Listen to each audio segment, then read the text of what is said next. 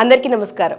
ఓం divine nine channel కి స్వాగతం. హరహర మహాదేవ, శంభో శంకర. మామూలుగా మహాశివరాత్రి పర్వదినం వస్తుందంటే మన చుట్టుపక్కల ఉన్న ప్రాంతాల్లో ఉన్న శైవ క్షేత్రాలకి, అలాగే బాగా ప్రఖ్యాతి చెందిన శైవ క్షేత్రాలకి వెళ్ళటం అనేది చేస్తూ ఉంటాం. మరీ ముఖ్యంగా మన దక్షిణాదిన వారు ఎక్కువగా శ్రీశైల క్షేత్రానికి వెళ్ళి స్వామివారిని దర్శించుకోవటం, అభిషేకాలు చేయటం, మరీ ముఖ్యంగా స్పర్శ దర్శనం కూడా చేసుకుంటే చాలా మంచిదని అనుకుంటూ ఉంటారు. అలాగే శ్రీశైలంలో ధూళి దర్శనం కూడా ఉంటుంది. దాని గురించి మీలో ఎవరికైనా తెలుసా? అసలు ఈ ధూళి దర్శనం అంటే ఏమిటి? ఇది ఎవరెవరు చేయొచ్చు? అసలు ఈ దర్శనం ఏ విధంగా ఉంటుందనేది చాలామందికి సందేహాలు ఉంటూ ఉంటాయి. దాని గురించి నేను ఇప్పుడు వివరంగా చెప్పబోతున్నాను.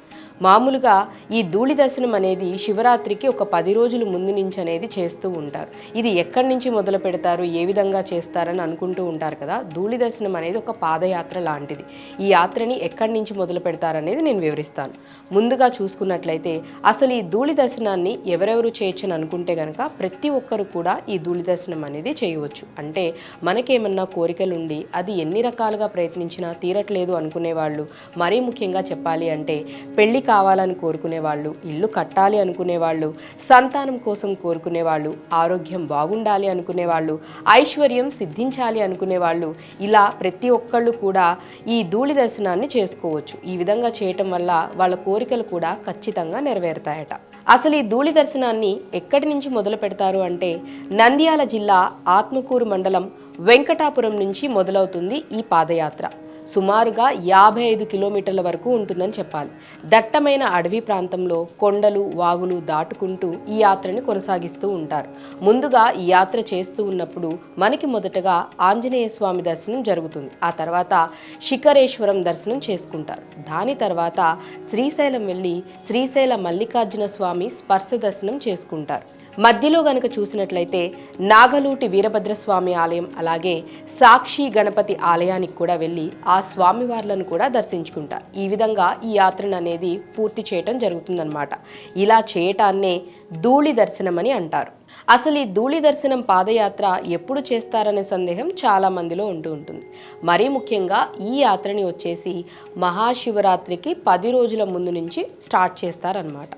ఆ విధంగా ఈ యాత్రను అంటే ప్రతి సంవత్సరం కూడా మనకి డేట్స్ అనేవి మారుతూ ఉంటాయి కాబట్టి ఎప్పుడు శివరాత్రి వస్తుందో ఆ శివరాత్రికి సరిగ్గా 10 రోజుల ముందు నుంచి ఈ ధూళి దర్శన యాత్ర అనేది మొదలు పెడతారు. సుమారుగా 20 నుంచి 28 గంటల సమయం పడుతుంది ఈ పాదయాత్ర పూర్తవటానికి. పూర్తిగా దట్టమైన అడవులు, రాళ్ళు రప్పలతో చాలా కఠినంగా ఉంటుంది ఈ యాత్ర. అలాగే ఈ యాత్రని ఎవరెవరు చేయవచ్చు, ఎవరెవరు వెళ్ళవచ్చు అనే సందేహం కూడా ఉంటుంది. ఆడవారు, మగవారు ఎవరైనా కానీ తమ కోరికలు తీరాలి అనుకుంటే ఖచ్చితంగా, అలాగే ఎటువంటి ఇబ్బంది లేకుండా నిస్సంకోచంగా ఈ యాత్రని చేయవచ్చు.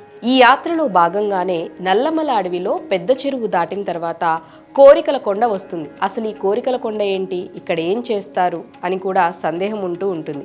ఈ కొండ మీద మన కోరికను చెప్పుకుంటే ఖచ్చితంగా తీరుతుందని భక్తుల నమ్మకం అన్నమాట.